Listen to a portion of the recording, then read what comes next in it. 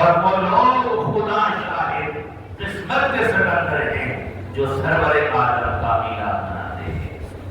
خواصین یعنی انبیاء کرام علیہ السلام کو بلایا گیا اور کملی والے کی ولادت وسعادت اور حضور کی آمد کا ذکر فرمایا۔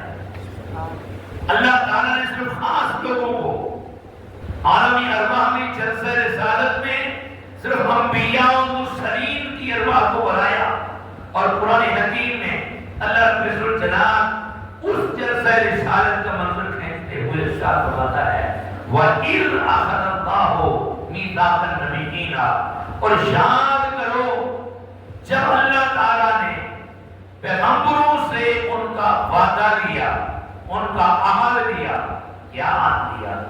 لَمَا آتَيْتُكُم مِّن کِتَابٍ وَحِکْمَةٍ، کہ جو میں تمہیں کتاب اور حکمت عطا کروں، تمہیں کتاب اور حکمت دوں، ثُمَّ جَاءَكُمْ رَسُولٌ، پھر تمہارے پاس میرے عظمت والا رسول تشریف آئے۔ سارے رسول ہی عظمت والے، سارے نبی ہی عظمت والے، سارے رسول ہی شانوں والے، سارے نبی ہی شانوں والے، لیکن مصطفیٰ کی شان کا عالم کیا ہے؟